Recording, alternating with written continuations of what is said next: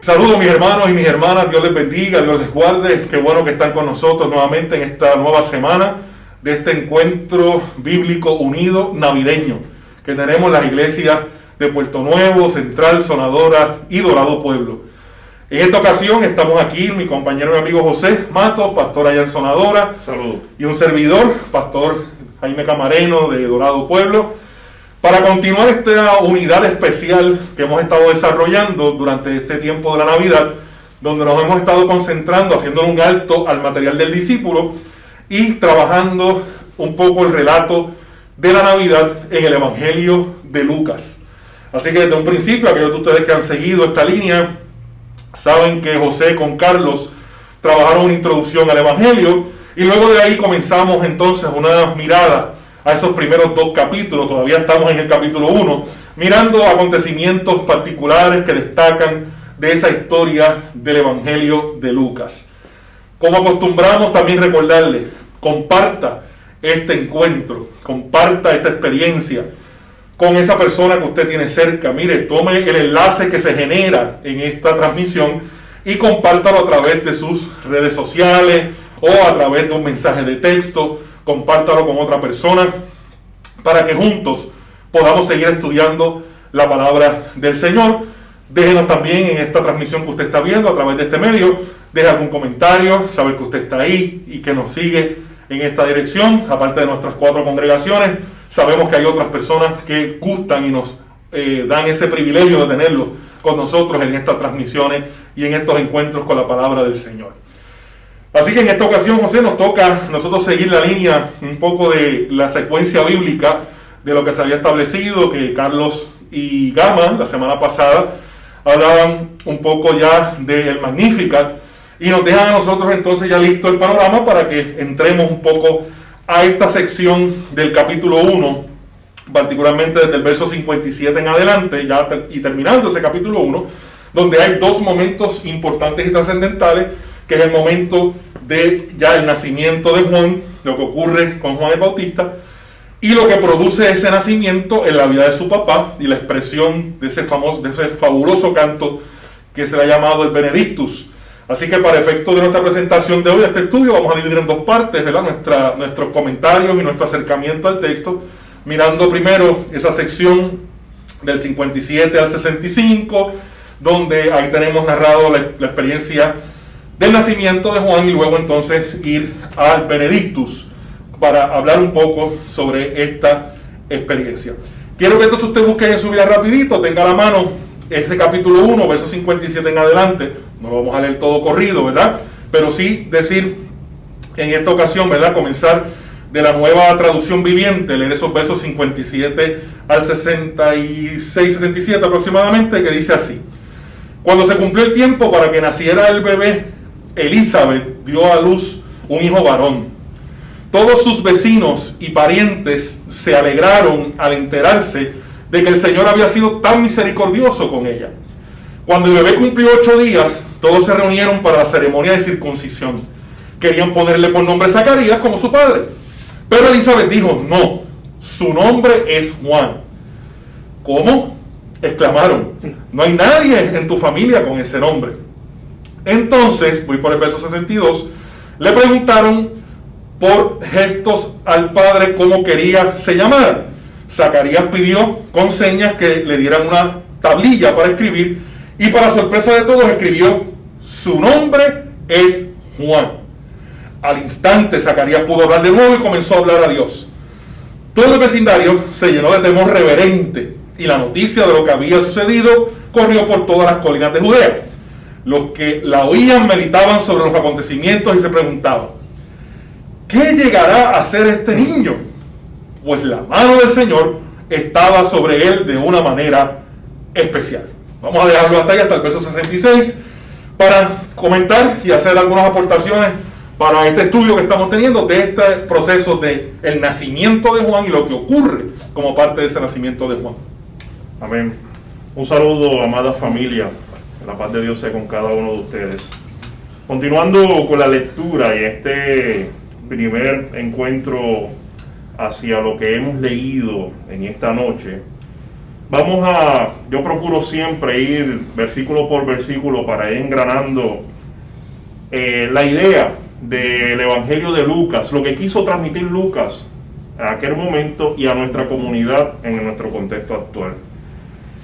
Nos encontramos que los vecinos pues se llenaron de alegría en ese alumbramiento de Isabel, en esta versión, Elizabeth en otras versiones, y eso pues nos demuestra como mencionó en el capítulo 1, en los versículos anteriores, donde Elizabeth, al enterarse de que estaba embarazada en su edad, que era una preocupación tanto de Zacarías como de ella, pues ella se guardó, y así se puede entender y comprender de que una vez que ella se expone, pues la reacción de la comunidad fue una de alegría, de afirmación. Caramba, qué bueno que esta hermana o vecina de esta comunidad esté dando luz a Juan. En este caso lo llamamos Juan.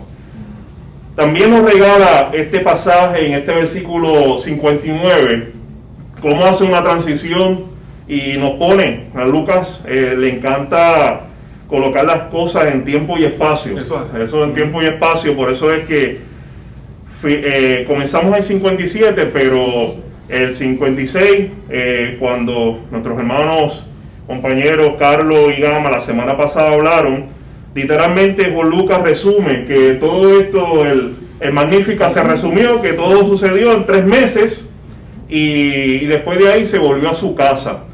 Aquí nos encontramos en un escenario en donde están dando el alumbramiento, están naciendo Juan, y al 8º día lo llevan para circuncidarlo, y eso en cierta forma es tratando de integrarlo a esta comunidad del pacto, como está diseñado y está establecido en Levíticos 12, versículo 13.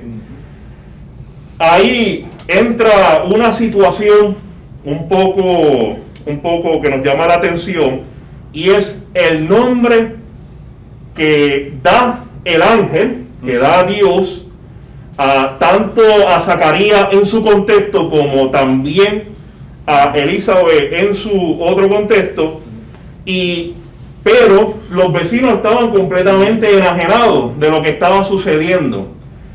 En cierta forma, de los vecinos reaccionan desde la costumbre, aquí la costumbre es de que el niño lleve el nombre del papá. La tradición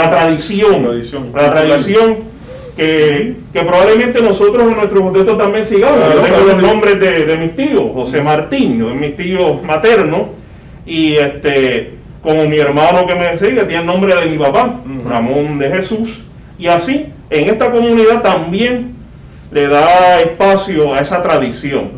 Pero, ¿qué sucede?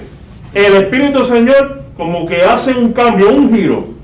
Como dice Eliseo Pérez, que tanto hemos citado en todos estos estudios, vira la tortilla, y como Lucas la ha virado literalmente en todo su evangelio, eso es así.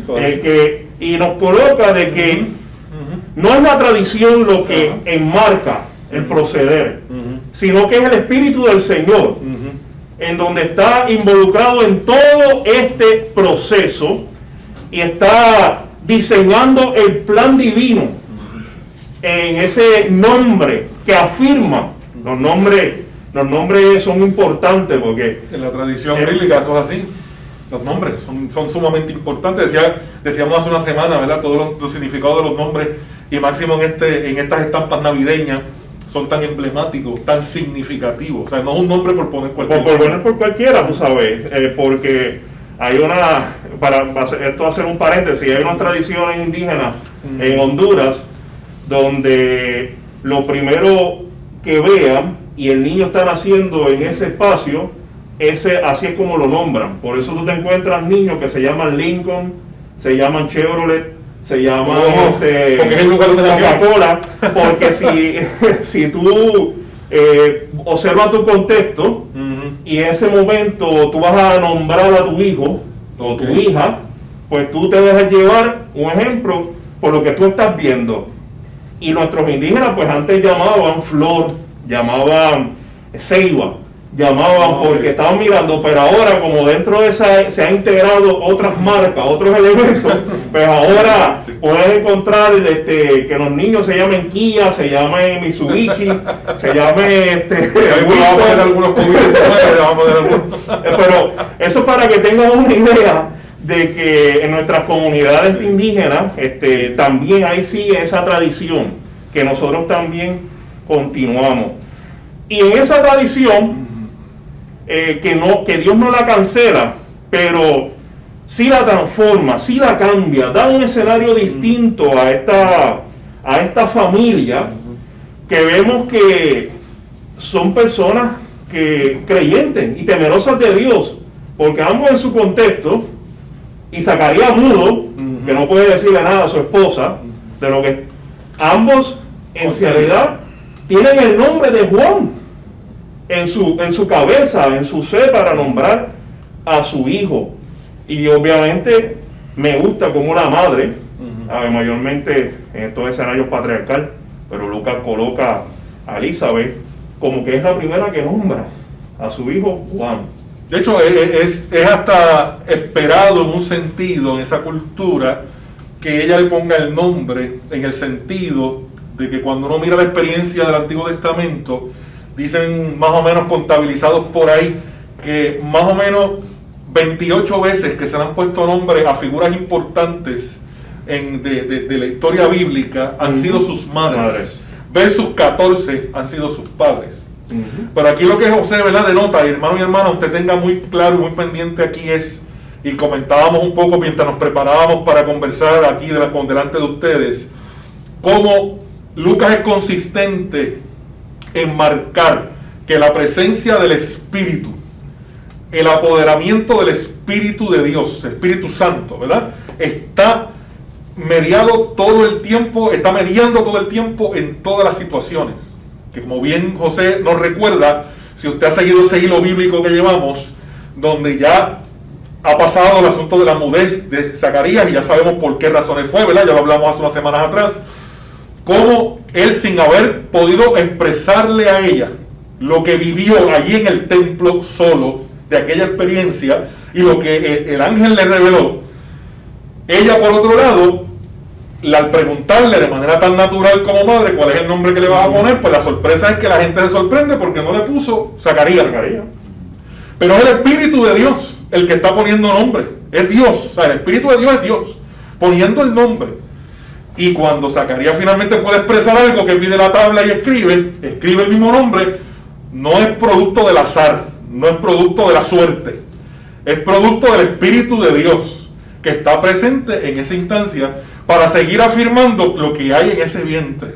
Y lo que decíamos hace unas semanas atrás, y creo que fue Gamaliel el que comentaba, que decía cómo desde el vientre ya el Espíritu de Dios está manifestándose de una manera extraordinaria. Así que en ese nacimiento lo que vemos en parte es esa afirmación de la realidad del Espíritu de Dios, que sigue presente, sigue sellando, sigue validando lo que está pasando en el vientre de esa mujer, lo que está pasando ahora en el alumbramiento y ya en el momento de presentarlo allí en el templo, para incorporarlo, como decía José, al asunto de la cultura, de la sociedad, en la circuncisión y todo esto.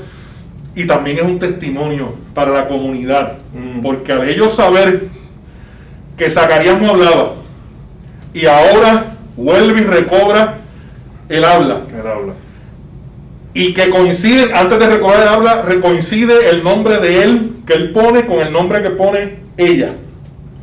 Como todos esos son señales que validan lo que en el templo había pasado.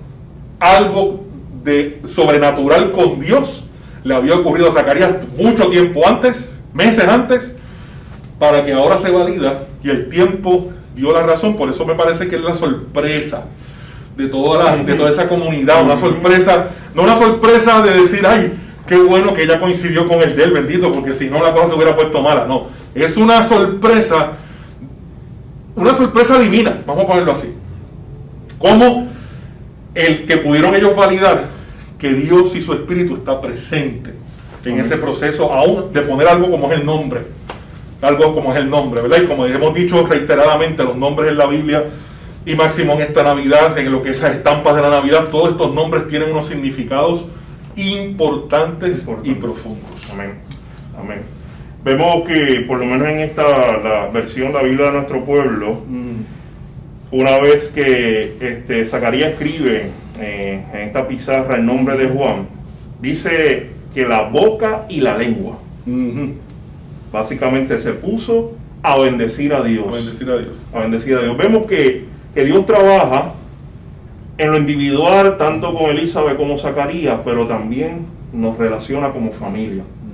Y no hay como una desconexión, sino que hay una conexión entre el espíritu, nuestro individuo, nuestro ser, y cómo nos relaciona. Lo que dijeron nuestros compañeros la semana pasada, de lo que nosotros recibimos de Dios, pues nosotros lo compartimos en nuestro contexto. Y aquí en realidad es el seno familiar. Claro. Y no solamente los vecinos, como tú mencionaste, los vecinos dan una palabra de afirmación a todo lo que está sucediendo. La mano del Señor está La mano del Señor Sí. Este niño tiene algo especial. Gloria a Dios. En vez de decir otras palabras que puedan cancelar, dice en realidad, aquí el Dios Todopoderoso tiene el control de toda esta situación, de todo este porvenir. Porque la mano del Señor lo acompañaba, estaba ahí. La mano del Señor, algo que yo siempre reafirmo, esa afirmación humana del Señor, de que no sabemos si Dios tiene una mano, pero sí sabemos que nos aguanta y siempre está pendiente y siempre está agarrando y nos levanta en medio de las adversidades. Eso me acuerda de un cántico que usamos nosotros muchas veces en nuestros encuentros los cuatro, cuando estuvimos juntos los cuatro compartiendo. La mano de Dios en nuestro mundo está, ¿verdad? Como la mano del Señor siempre está presente. Y repito, ¿verdad? Y insisto en eso, como Lucas es consistente en afirmar esa mano de Dios a través de la presencia de su Espíritu. Está continuamente presente, y eso es una respuesta de Dios también al clamor, como se acuerdan que hablábamos hace unas semanas atrás cuando estaba Zacarías en el templo, y que eso representaba también la oración de un pueblo que está necesitado de justicia, de paz, y la mano de Dios a través de su Espíritu Santo hace que ese pueblo entienda que Dios está respondiendo a ese clamor de generaciones, para que lo que está ocurriendo en Juan es que ya está va a preparar el camino para el que viene detrás. Amén. Para el que viene detrás. Amén. Eso es muy, muy poderoso lo que comenta. Vemos que el nacimiento de Juan en Lucas, en Marcos, se da primero preparando el camino para alguien, como reafirma Marcos, es más poderoso que él, que viene a bautizar con su Espíritu Santo. ¿Sabes? Es poderoso, pero más adelante seguiremos hablando sobre Marcos. Pero no se queda ahí, esta relación, este contexto de agradecimiento. Esto provoca en Zacarías, lleno del Espíritu Santo. Ahí le pone el acento, el Espíritu Santo, a lo que en realidad produce este cántico que se conoce por Benedictus, por esa primera oración. En el versículo 68, en esta versión dice: bendito el Señor, Dios de Israel. Es como que marca, ¿sabes? Es una bendición, es como que un pronunciamiento a que algo bueno viene para este pueblo, una bendición que viene para nuestro ser, para nuestro pueblo de Israel. Y también nosotros afirmamos y agarramos esa palabra para Puerto Rico también. Es una respuesta, estos cantos son como una respuesta inmediata, a la presencia del Espíritu de Dios. Y como decíamos hace un rato, mire, para que lo veamos enmarcado otra vez en la lectura bíblica, vamos a leer esa segunda parte, ¿verdad? En el verso 68, cuando empieza diciendo: alaben al Señor, el Dios de Israel, porque ha visitado y redimido a su pueblo. Nos envió un poderoso Salvador del linaje real de su siervo David, como lo prometió mediante sus santos profetas hace mucho tiempo. Ahora seremos rescatados de nuestros enemigos y de todos los que nos odian. Él ha sido misericordioso con nuestros antepasados al recordar su pacto sagrado, el pacto que prometió mediante un juramento a nuestros antepasados Abraham. Hemos sido rescatados de nuestros enemigos para poder servir a Dios sin temor, en santidad y justicia mientras vivamos. Voy por el 76. Y tú, mi pequeño hijo, serás llamado profeta del Altísimo, porque prepararás el camino para el Señor, dirás a su pueblo cómo encontrar la salvación mediante el perdón de sus pecados, gracias a la tierna misericordia de Dios. La luz manantial del cielo está a punto de brillar entre nosotros, para dar luz a los que están en oscuridad y sombra de muerte, y para guiarnos al camino de la paz. Dice el Evangelio en esa traducción, ¿verdad?, de la Nueva Traducción Viviente. Es interesante, José, porque, mis hermanos y mis hermanas, porque los dos primeros capítulos de Lucas, que es básicamente lo que nos estamos ciñendo en estos encuentros especiales, ¿verdad? Son los primeros dos capítulos de Lucas, incluyen estos poemas que son de lo que son parte de esa tradición poética bella de la Biblia, y que expresan la presencia de Dios en la vida de todos aquellos y aquellas que son fieles al Señor. Y Lucas tiene tres. Vamos a decir que metió tres palos ahí en esos primeros dos capítulos, con el Magnificat que vimos la semana pasada, ahora con el Benedictus de Zacarías, y más adelante en el capítulo 2, que no vamos a ver eso hoy, pero allá en los versos 29 al 32 tenemos el Nunc Dimittis de Simeón.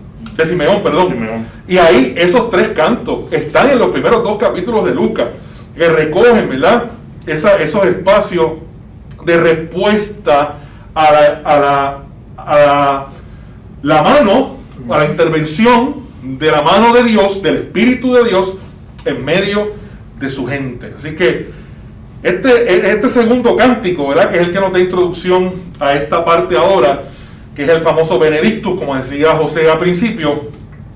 Fíjense en qué ocurre cuando el mudo habla, cuando ya deja de no comunicarse de la manera tradicional, se le suelta la boca y la lengua, nace su hijo, es circuncidado, y todo lo que acabamos de decir, ¿verdad?, en esa introducción general de cómo nace, y cuando se le pregunta cómo se llamará, y acabamos de ver, ¿verdad?, él expresa Juan, y todo eso ocurre, y de ahí viene la respuesta, como decía José: bendito sea el Señor, Dios de Israel. Fíjense que lo primero que sale de él, al poder expresar sonido con su voz, es una expresión de gratitud, de bendición al Dios que ha cumplido su promesa, y su palabra se ha hecho una realidad en él. Amén, amén. Si ustedes se fijan, este cántico, este poema, parece como un salmo, un salmo, sí, señor, unas palabras de afirmación a ese amor, a ese lleno de nuestro Señor. Y según los biblistas, pues tiene como que dos dimensiones. Una de ellas es que es esa alabanza, ese contacto del nacimiento, reafirmación del nacimiento de Juan el Bautista, que marca un cambio a los vecinos. Perdón, vamos a poner así: cambia a Isabel, a Zacarías y a los vecinos. A ver, hay algo, y después de su periodo de carencia, hay un cambio en su destino, no solamente para ellos, sino para toda la humanidad. A ver, Lucas nuevamente mira, como dice Eliseo Pérez, la tortilla, ¿sabe?, a los pobres, a las personas indefensas, a los vulnerables de la vida, a los que han sido silenciados por el poder, que siempre han tenido el control de la información. Aquí Lucas le trae la información a unas personas comunes y corrientes que por su amor y por ese detalle lo comunican y esparcen esa llenura del Espíritu en esa relación, como mencionó Carlos y Gama el lunes pasado, que tú tienes vertical, pero a la misma vez se transforma en lo horizontal, ¿tú sabes? De que tú empiezas a hablar y empiezas a como que alabar a Dios, no solamente en tu privacidad, sino que también en esos espacios abiertos que nos regala la iglesia. Así es. Esa es la iglesia, en ese contexto donde cantamos todos en un mismo tono, una misma canción, oramos, respetamos la cena del Señor. Es una vivencia que aquí se transmite. Bendito el Señor, Dios de Israel. No dice Dios de Zacarías, no Dios de Elizabeth, Dios de esta comunidad, Dios de todo un pueblo que quiera ser parte de Israel. Así como nosotros queremos ser parte de ese amor de nuestro Señor, de esa llenura de Dios, también alabamos y bendecimos el nombre de nuestro Señor en nuestros contextos, en nuestras necesidades, en nuestras carencias, en nuestras virtudes. Seguimos celebrando la mano de Dios. Fíjate que en esa primera parte, lo que estamos diciendo, hermano y hermana, en este Benedictus, que lo podemos dividir en dos partes. Esta primera parte del 68 al 75, lo que José bien nos acaba de argumentar es que esa salvación en esa primera parte del 68 al 75 es una salvación más social, más política que en la segunda parte, ¿verdad? En esa primera parte bien está dirigida a que esa salvación se entiende como una salvación que ya ha sido realizada, una salvación que es posible que sea real, porque ya es real. Ya la vivió Zacarías. Claro, claro, y la vivió el pueblo y saben que es real. Así que esa perspectiva es una perspectiva de recordatorio de que esta salvación implica una salvación en ese nivel de la horizontalidad, como decían nuestros compañeros la semana pasada, de que todo lo que está a nuestro alrededor también es beneficiado por el poder del Espíritu Santo, que también viene a ofrecer esa salvación social, política, cultural, ¿verdad? Ese ser humano que se redime alrededor de esa realidad y que Israel la sabe. Israel la sabe. Ahora, por otro lado, está el segundo énfasis en esos versos 76 y 79, que nos habla un poco más de una salvación tipo espiritual, podríamos llamar. Un énfasis sobre el perdón de los pecados. Entonces la tentación muchas veces es a tratar de definir una o la otra. ¿Hacia dónde nos vamos? ¿Cuál es más importante? Una o la otra. Mi planteamiento, ¿verdad? José dirá de él, es que las dos son importantes. Son importantes. Porque los dos niveles, como hemos hablado aquí desde las semanas anteriores, los dos niveles, el nivel de mi relación con Dios y de lo que tiene que ver mi persona con Dios y el nivel también de mi persona con lo que me rodea, ambos necesitan ser redimidos y necesitan ser alcanzados por el poder y la gracia de Dios. Amén. Así que ambas cosas están presentes. Que uno se incline en la interpretación más a una por la otra, pues mire, está bien, pero el texto es claro. El Benedictus completo lo que nos está diciendo es que ambas cosas son alcanzadas por el poder y la gracia de Dios, y que Zacarías lo expresa de una manera tan bella y tan poética, donde nos deja claro, ¿verdad?, ese énfasis, donde socialmente y políticamente está hablando de un presente aquí en la tierra, pero espiritualmente el perdón de pecados también lo está tirando a la cuestión escatológica más adelante, se lo está tirando para el futuro. Así que tanto en el presente como en lo que habrá de venir, esa salvación y ese poder del Espíritu Santo nos sigue alcanzando a cada uno de nosotros. Amén, amén, amén. Lo que tú acabas de comentar, pues no es mi línea también editorial.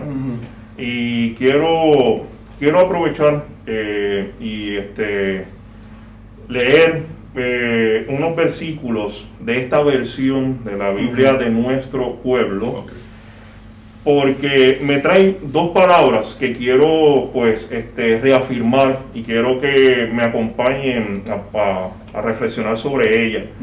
Es en el versículo 68, cuando obviamente comienza bendiciendo a nuestro Señor, el Dios de Israel, esas palabras de afirmación. La bendición es porque se ha ocupado de rescatar a su pueblo. ¿Saben? Esta versión de rescatar a su pueblo. Y el versículo 71 dice, para salvarnos de nuestros enemigos. En esta versión lo coloca así, y del poder de cuantos nos odian. La pregunta, amada familia, reflexione ¿En cuántas ocasiones usted ha sido rescatado por ese Dios, por esa presencia de nuestro Señor en su vida? Nosotros, como estamos atendiendo este pasaje de Elizabeth y Zacarías fueron rescatados de la esterilidad, ¿sabes? Del nada, del cero, de la anulación. Y la presencia de Dios transformó todo. Que muchas personas dicen la utopía, el sueño, para ellos se le hizo realidad. No por su fuerza, no por su sabiduría, sino por la llenura, por el amor y la misericordia de nuestro Señor. ¿Quiénes son a veces, de qué cantidad de veces el Señor nos ha rescatado? Esas palabras yo las reafirmo y me apropio de ellas, porque el Señor me ha rescatado de tantas cosas en mi caminar por la vida, para salvarme de nuestros enemigos. Vemos que aquí Zacarías en cierta forma lo deja en un macro, pero sabemos que en el contexto donde se estaba escribiendo Lucas, estaba el imperio romano, pero a la misma vez estaba la situación espiritual, donde el pueblo estaba completamente desmoralizado, emocional y espiritualmente. Así que estas palabras de afirmación, que en medio de nuestros entornos difíciles y complicados, ahora que estamos viviendo en época de pandemia, que estamos viendo que las noticias cada vez son más difíciles, más funestas, la presencia del Señor se hace presente, donde la redundancia nos lleva de su espíritu, para nosotros poder identificar nuestros enemigos. Un ejemplo, como yo le decía en mi sermón ayer, ¿quiénes son nuestros enemigos? La pandemia, el virus, pero también es la falta de acción del gobierno. Es la falta de dar recursos a nuestros niños para que se puedan empoderar de su educación, que tanto nosotros nos privilegiamos de ella. Es darle salud, es darle voz a las personas que están sin voz. A eso es a donde Lucas está llevando la información, a los Zacarías, a los Elizabeth de la vida, llenándolos del poder de Dios para que se puedan empoderar, identificar nuestros enemigos y así poder seguir alabando a Dios en esa segunda parte de este Benedicto, donde reafirma que su presencia está, que la justicia es para toda la vida y que ahí lo llamarán y seguiremos hablando, voz profética en medio del desierto, como Juan el Bautista, que predicó y desarrolló su vida, porque después de ahí Lucas, pues básicamente en el 80 lo resume diciendo que toda su vida fue en el desierto. Desde esos entornos es que el Señor nos ha dado voz para rescatarnos y identificar cuáles son nuestros enemigos, cuáles son las personas que están tratando o nosotros mismos nos estamos cancelando en los procesos. Fíjate que el mismo Zacarías se había convertido en profeta. Prácticamente se convirtió en profeta en este Benedictus también. Y siguiendo esa misma línea que José nos acaba de plantear de la liberación de nuestros enemigos, fíjense que ese pueblo es liberado, usted y yo somos liberados con el propósito de que podamos servir al Señor en justicia y en santidad, ¿verdad? En los dos niveles, social, político, espiritual. Fíjense que no perdamos de perspectiva, hermanos y hermanas, y qué bueno que usted tenga este dato también importante de la historia bíblica, que la opresión romana era evidente en cada momento de la vida de ese pueblo y de esa gente, cuando veían la llamada fortaleza de Antonia. Y esa fortaleza de Antonia, a que yo me refiero, era ese lugar que estaba localizado en el templo y resguardaba, en el monte, ¿verdad?, que estaba el templo, y resguardaba, estaba cuidada o custodiada, debo decir, por los soldados mismos del Imperio Romano. Y que cuando estaban en ese lugar, ellos miraban hacia allá y lo que veían eran precisamente esa fortaleza que estaba en conexión visual con el templo, y era una señal de poder, de intimidación. Así como esa libertad les viene a decir a ellos también que el oír esa promesa de libertad y afirmar esa libertad, también ellos podían ser libertados de ese recordatorio de la opresión que estaba a su alrededor. Y cómo Dios, a través de esa promesa cumplida de liberación, de redención, iba a hacer que ellos obraran en justicia y en libertad. O sea, esa liberación tiene muchas implicaciones. Tiene muchas implicaciones porque, como decía José, ¿quién de nosotros no siente en algún momento que tiene alguna opresión, algún calabozo, algún lugar que donde nos recuerda que estamos presos de algo y necesitamos libertad? La libertad que nos da el Espíritu de Dios para obrar en justicia, para obrar en misericordia, en amor, en paz, ¿verdad? Esa es la redención de la cual también aquí Zacarías denota, ¿verdad? Y recalca de alguna otra manera. Así mismo es, estimado hermano, tomando estos versículos finales de esta canción, poema, salmo, como usted quiera llamarle, Sí. palabra profética también, no esa profecía que habla del futuro, sino una que nos atañe en estos momentos, en aquel tiempo y en nuestro contexto borincano. Es que en el versículo 7, que todo se da esta llamada bendición y acción de gracia a nuestro Dios, se da por la entrañable misericordia de nuestro Dios. Aquí Zacarías lo pone en la base.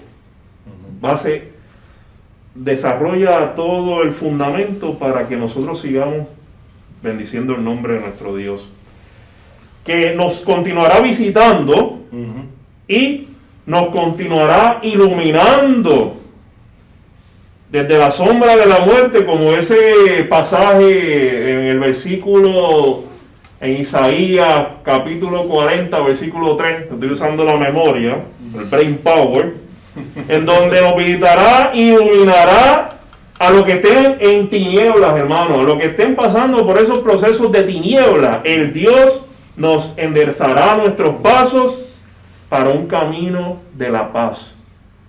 Paz contigo, que tú tengas paz en tu interior, en tu mente, espíritu y corazón, y así puedas transmitir esa paz a como dice Zacarías, a este pueblo de Israel, pero a nuestro pueblo puertorriqueño que tanto necesita paz de nuestro Dios, esa llenura del Espíritu Santo en estos tiempos tan complejos que estamos viviendo.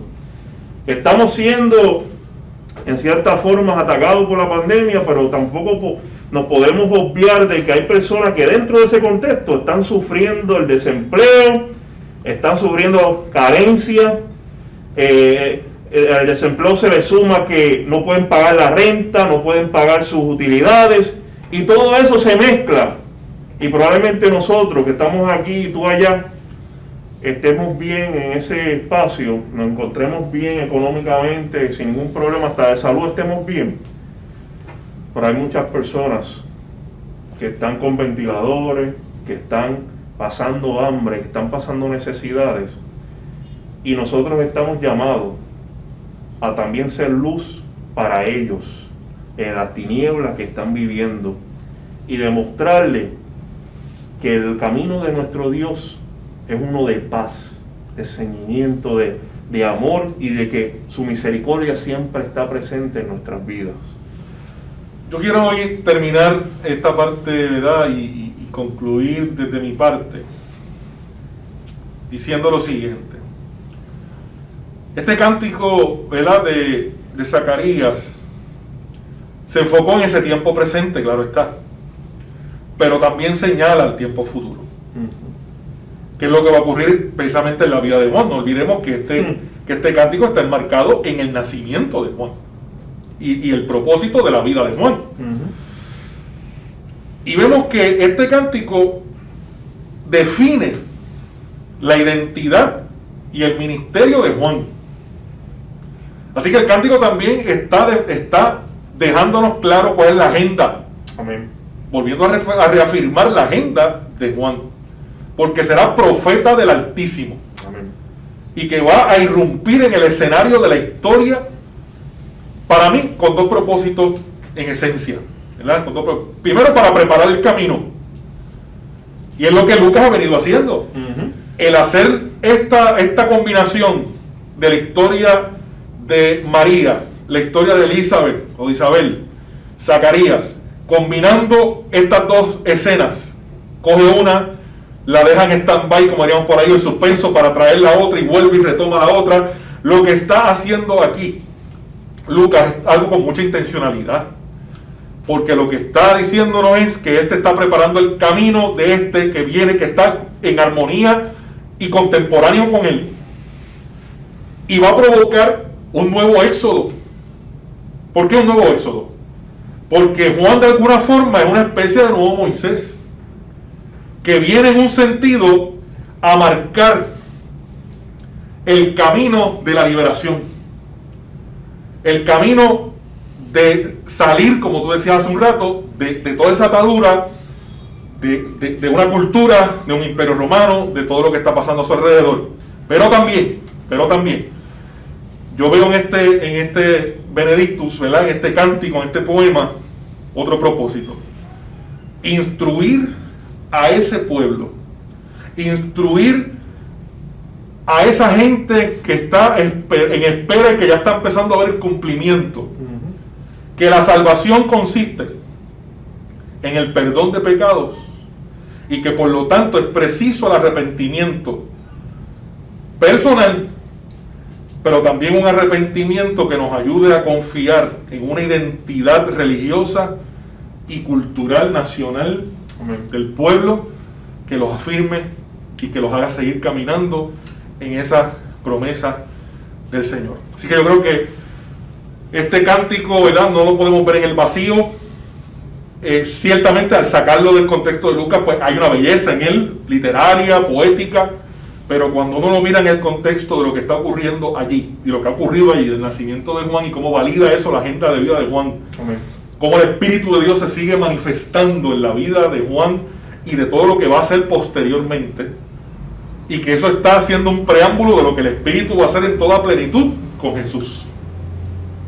Y por ahí va la cosa, que nos quedan todavía agendas, ¿verdad?, las próximas semanas para seguir con los versos siguientes y el capítulo siguiente. Quiero ir ya finalizando y afirmando lo que dijo Jaime, que todo proceso de libertad debe, desde mi punto de vista, y entiendo que mucho, debe comenzar desde el arrepentimiento, reconocer y ser honestos con nosotros mismos. No podemos ir por ahí como que llanero solitario, con la verdad absoluta, dirigir a un pueblo, dirigir a nosotros en nuestro contexto, decir pastor, a una iglesia, sin reconocer nuestras virtudes y nuestras fallas, y ser honestos, para entonces nosotros en esa honestidad ser libres. Y hay cosas, como dice Pablo, en nuestra debilidad Dios se engrandece. Y sabemos, y ahí es que llena el Espíritu y cambia las cosas, nuestras tradiciones, las modifica, las pone patada arriba, algunas las afirma, pero esa es la conexión que el Señor nos regala, de con Él hacia nosotros y nosotros con nuestro entorno. Y esa es la libertad que vamos caminando por ahí, mira, y somos libres tal como somos, ¿sabes? No tenemos que tenerle miedo al qué dirán, porque sabemos en dónde estamos parados, como personas y como pueblo. Y por eso es que, lo afirmo lo que dice Jaime, todo comienza reconociendo, arrepentirnos. Ese arrepentimiento, decirle a nuestro Dios, somos así, necesitamos que tú modifiques nuestras actitudes, que tú modifiques nuestro caminar como pueblo, para nosotros seguir las huellas del Maestro, las huellas de nuestro Dios. ¿Qué tú quieres para con nosotros? ¿Qué tú quieres que nosotros en nuestro desierto, como literalmente Juan se desarrolló, con una vestimenta que solamente con una cojea dividía su torso, y comía las cosas silvestres de por ahí? Dependía solamente de Dios en estos procesos, en este caminar por la vida. Y ciertamente, hermanos y hermanas, esta historia de redención en Lucas no tiene todavía su punto final, sigue desarrollándose, y no olvidemos que el Espíritu de Dios sigue presente, capacitando, llenando y acompañando todos estos procesos. Así que vamos a dar una palabra de oración. Amén. Para así pedirle al Señor que nos siga guiando en este caminar. Siga leyendo estos textos, reléalos. Son más que 2 capítulos. Son 2 capítulos que usted los puede estar leyendo y releyendo en todas las versiones que usted pueda. Y si usted lee en otros idiomas, pues mire, léelo también en otro idioma. Porque eso le enriquece. Esa es la libertad. Eso le enriquece y que ya usted tenga, ¿verdad? Esas preguntas y esas guías de su lectura básica del texto bíblico. Amén. Padre y Señor bueno, gracias te damos en esta ocasión Sí, Señor. por esta continuidad del estudio de tu palabra a través de este relato de la Navidad en el Evangelio de Lucas. Gracias Dios por lo que representan estos otros personajes alrededor de la Navidad que de primera vista parecería ser que no son los protagonistas, porque ciertamente el protagonista es tu Hijo Jesucristo, Aleluya. pero alrededor de él se suscitaron una serie de eventos y se ejercitaron una serie de experiencias en la fe, donde el Espíritu tuyo se glorificó y se manifestó de una manera muy singular, para que la experiencia en lo privado se convirtiera también en una experiencia colectiva, en una experiencia de crecimiento, de desarrollo, de poder de tu Espíritu que transformó el mundo y lo hizo ser distinto. Te pedimos, Dios, que nos sigas cubriendo con tu paz, con tu bendición y con el poder de ese Espíritu para seguir caminando y bregando con los retos y desafíos que tenemos en nuestro presente. En Cristo Jesús. Amén y gracias, Señor. Dios los bendiga, familia. Dios me los bendiga, Dios me los guarde.